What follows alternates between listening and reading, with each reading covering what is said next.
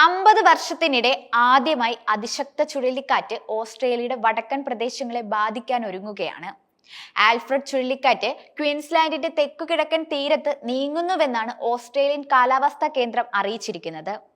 ചുഴലിക്കാറ്റ് ഉടൻ ബ്രീസ്ബെയിനിൽ തീരം തൊടും. ഇതോടെ ഓസ്ട്രേലിയയിൽ കനത്ത ജാഗ്രതാ നിർദ്ദേശമാണ് നൽകിയിരിക്കുന്നത്.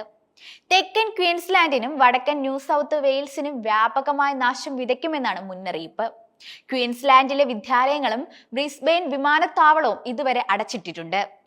ഇതിനോടകം ആയിരക്കണക്കിന് ആളുകളെ ഒഴിപ്പിച്ചിട്ടുമുണ്ട്. ഇതിനകം പല ഭാഗങ്ങളിലും കനത്ത മഴയും കാറ്റും വലിയ തിരമാലകളും ഉണ്ടായിട്ടുണ്ട്. ഇതോടെ വൈദ്യുതി മുടങ്ങുന്ന സാഹചര്യം വരെ ഉണ്ടായി. ഓസ്ട്രേലിയയുടെ കിഴക്കൻ തീരത്തെ സംബന്ധിച്ച് ഏകദേശം 50 വർഷത്തിനിടെ ആദ്യമായാണ് ഇത്തരമൊരു ചുഴലിക്കാറ്റ് ആഞ്ഞു വീശാൻ ഒരുങ്ങുന്നത്. സാധാരണയായി ഓസ്ട്രേലിയയുടെ വടക്കൻ പ്രദേശങ്ങളെയാണ് ചുഴലിക്കാറ്റുകൾ ബാധിക്കുന്നത്. ഗോൾഡ് കോസ്റ്റ് മേഖലയിൽ അവസാനമായി ചുഴലിക്കാറ്റ് ആഞ്ഞടിച്ചത് 1974-ലാണ്. ഉഷ്ണമേഖല കൊടുങ്കാറ്റുകളെ നേരിട്ട് പരിചയമില്ലാത്ത സ്ഥലമാണ് എന്നതിനാൽ എത്രത്തോളം നാശനഷ്ടം ഉണ്ടാകുമെന്ന് ഇപ്പോൾ വ്യക്തമല്ല. കാറ്റഗറി 2 വിഭാഗത്തിലെ ചുഴലിക്കാറ്റാണ് ആൽഫ്രഡ്. ആൽഫ്രഡ് ചുഴലിക്കാറ്റ് ക്വീൻസ്ലാൻഡിന്റെ തെക്കുകിഴക്കൻ തീരത്തേക്ക് നീങ്ങുന്നുവെന്നാണ് ഓസ്ട്രേലിയൻ കാലാവസ്ഥാ കേന്ദ്രം അറിയിച്ചിരിക്കുന്നത്. മണിക്കൂറിൽ 130 കിലോമീറ്റർ വേഗതയിൽ കാറ്റ് വീശാനിടയുണ്ടെന്നാണ് മുന്നറിയിപ്പ്. ക്വീൻസ്ലാൻഡിലെ ഡബിൾ ഐലൻഡ് പോയിന്റ് മുതൽ ന്യൂ സൗത്ത് വെയിൽസിലെ ഗ്രാഫ്റ്റൺ വരെ Brisbane, gold coast, sunshine coast, Byron Bay, Ballina എന്നീ സ്ഥലങ്ങളെ ചുഴലിക്കാറ്റ് ബാധിക്കാനിടയുണ്ട്. ഓസ്ട്രേലിയയിലെ ഏറ്റവും ജനസംഖ്യയുള്ള 3ാമത്തെ നഗരമാണ് ബ്രീസ്ബെയിൻ. തെക്കൻ പ്രദേശത്താണ് കൂടുതൽ ജനസാന്ദ്രതയുള്ളത്. അതായത് ഏകദേശം 40 ലക്ഷം ആളുകൾ ആൽഫ്രഡ് ചുഴലിക്കാറ്റിന്റെ സഞ്ചാര വഴിയിലുണ്ട്. ആൽഫ്രഡ് ചുഴലിക്കാറ്റ് കാറ്റഗറി 3 കൊടുങ്കാറ്റായി മാറിയേക്കാൻ ഇടയുണ്ടെന്ന് കാലാവസ്ഥാ കേന്ദ്രം മുന്നറിയിപ്പ് നൽകിയിട്ടുമുണ്ട്. 600 മില്ലിമീറ്റർ വരെ മഴ പെയ്യാൻ സാധ്യതയുള്ളതിനാൽ വെള്ളപ്പൊക്ക സാധ്യതയും കാലാവസ്ഥാ കേന്ദ്രം പ്രവചിച്ചിട്ടുണ്ട്. ചുഴലിക്കാറ്റ് അടുക്കുന്നതിനാൽ 10,000-കണക്കിന് ആളുകളെ ഇതിനോടകം ഒഴിപ്പിച്ചിട്ടുണ്ട്. ഏകദേശം 84,000 വീടുകൾ ഇരുട്ടിൽ തങ്ങിയിരുന്നു.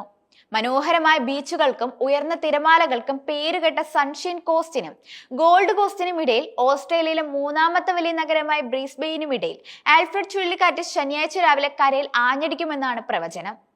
50 വർഷത്തിനിടെ ഈ പ്രദേശത്ത് ആഞ്ഞടിക്കുന്ന ആദ്യ ചുഴലിക്കാറ്റ്. കാറ്റഗറി 2 സിസ്റ്റമായി കണക്കാക്കുകയും മണിക്കൂറിൽ 130 കിലോമീറ്റർ വരെ വേഗത്തിൽ കാറ്റ് അടിക്കുമെന്നും ഇതുവരെ പ്രതീക്ഷിക്കുന്നുണ്ട്. ഇതിനോടകം തന്നെ വെള്ളപ്പൊക്കത്തിന് കാരണമായിട്ടുണ്ട്. വാരാന്ത്യത്തിൽ ഇത് കൂടുതൽ വഷളാകുമെന്ന് അധികൃതർ ഭയപ്പെടുന്നുമുണ്ട്.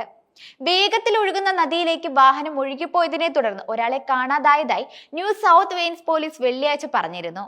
ക്വീൻസ്ലാൻഡിലും വടക്കൻ ന്യൂ സൗത്ത് വെയിൽസിലുമാണ് 4 ദശലക്ഷം ആളുകൾ കൊടുങ്കാറ്റിന്റെ ഭീഷണിയിലുള്ളത്.